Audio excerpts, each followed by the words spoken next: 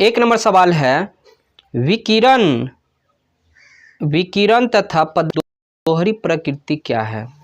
तो देखिए, विकिरण एवं पदार्थ कण तथा तरंग दोनों जैसा व्यवहार करता है। इसी को हम लोग क्या करते हैं, विकिरण तथा पदार्थ की दोहरी प्रकृति कहा जाता है। कहने का मतलब है कि विकिरण जो है कण और तरंग जो है पदार्थ दोनों तरह के व्यवहार करता है। ठीक है, चलिए अगला क्वेश्चन जो है, इलेक्ट्रॉन उत्सर्जन वह प्रक्रिया जिसमें बाध्य ऊर्जा देने पर इलेक्ट्रॉन धातु की सतह से बाहर आ जाती है, इलेक्ट्रॉन उत्सर्जन कहलाती है। कहने का मतलब है कि जिस प्रक्रिया के द्वारा ऊर्जा जो है धातु के सतह पर डाला जाता है और इलेक्ट्रॉन बाहर निकल जाता है, उसी को कहा जाता है। चलिए अगला क्वेश्चन जो है, कार्यफलन क्या है?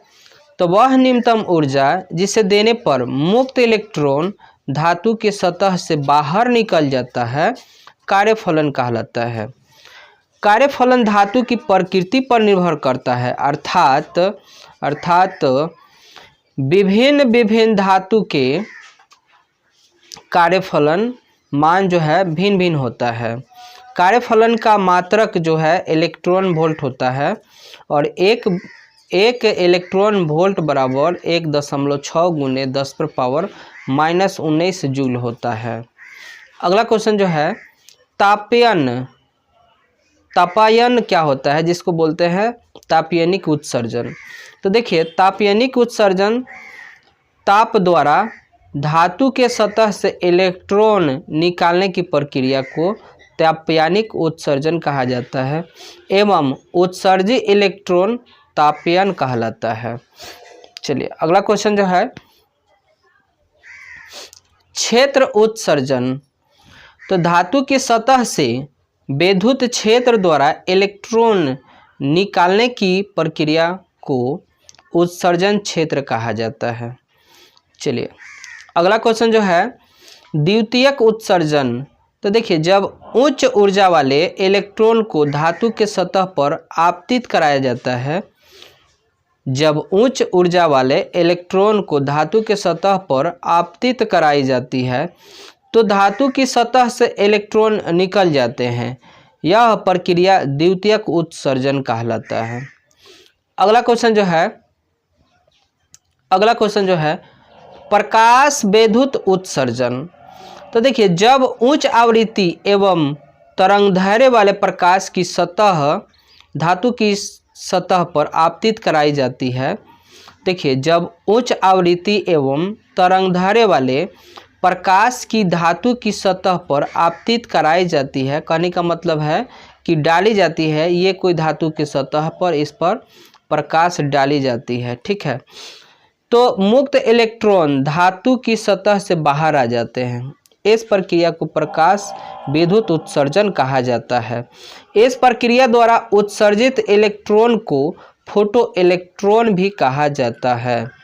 अगला क्वेश्चन जो है, प्रकाश विद्युत प्रभाव।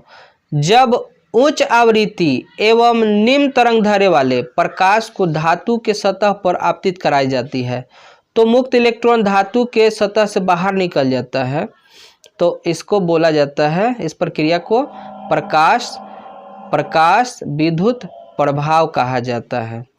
अगला क्वेश्चन जो है फोटोन।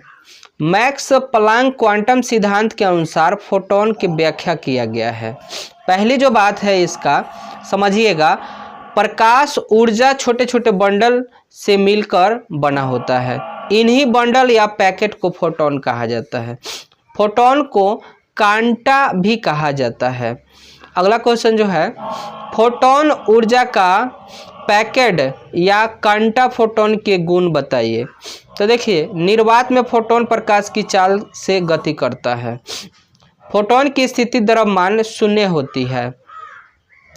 फोटोन उदासीन होते हैं, अर्थात इन पर विद्युत एवं चुंबकीय क्षेत्र का प्रभाव नहीं होता है। और जो इसका बात है, प्रत्येक फोटोन ऊर्जा E बराबर एच होता है या एच एफ होता है, ये कह सकते हैं। नोट, प्लांक नियतांक का मात्रक जूल सेकेंड होता है एवं बीमा जो है ml स्क्वायर टी पर पावर -1 होता है। अगला क्वेश्चन जो है द्रव्य की तरंग प्रकृति। तो प्रकाश घटना, व्यतिकरण, विवर्तन एवं ध्रुवण प्रकाश के तरंग प्रकृति की पुष्टि करता है। दूसरी ओर प्रकाश क्वांटम सिद्धांत प्रकाश के कण प्रकृति की पुष्टि करता है, अर्थात प्रकाश तरंग एवं कण दोनों तरह व्यवहार करता है, क्योंकि प्रकाश दैवत्य प्रकृति का होता है। दैवत्य मतलब दोनों प्रकृति का होता है।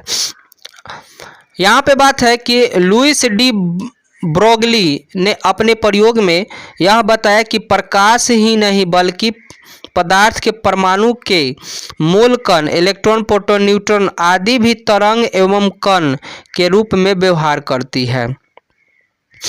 अगला क्वेश्चन जो है प्रकाश विद्युत उत्सर्जन के नियम। तो प्रयोग के आधार पर इसके 4 नियम हैं, निम्नलिखित हैं इस प्रकार। पहला जो है प्रकाश विद्युत धारा आपतित प्रकाश के तीव्रता के समानुपाती होता है, इसे तीव्रता के नियम भी कहा जाता है। दूसरा पॉइंट है आपतित प्रकाश की ऊर्जा बढ़ाने पर उत्सर्जित फोटो इलेक्ट्रॉन गतिज ऊर्जा बढ़ जाती है, इसे ऊर्जा का नियम भी कहा जाता है। अगला जो पॉइंट है देहली आवृत्ति से कम आवृत्ति पर प्रकाश विद्युत उत्सर्जन की घटना संभव नहीं होता है, इसे देहली आवृत्ति का नियम भी कहा जाता है। चलिए अगला क्वेश्चन जो है प्रकाश विद्युत उत्सर्जन की प्रक्रिया तात्क्षणिक होता है, अर्थात t बराबर 10 से 9 सेकेंड लगभग होती है। अगला क्वेश्चन जो है देहली आवृत्ति क्या है। तो वह निम्नतम आवृत्ति जिससे प्रकाश विद्युत प्रभाव की प्रक्रिया संभव हो देहली आवृत्ति कहलाता है। नोट, देहली आवृत्ति से कम आवृत्ति वाले प्रकाश यानी फोटोन से प्रकाश विद्युत प्रभाव संभव नहीं होता है, चाहे आपतित प्रकाश की ऊर्जा कितनी भी हो। अगला इसका नोट है अलग अलग पदार्थ के लिए देहली आवृत्ति का मान अलग अलग होता है, इसे आंतक प्रवृत्ति भी कहा जाता है। चलिए अगला क्वेश्चन जो है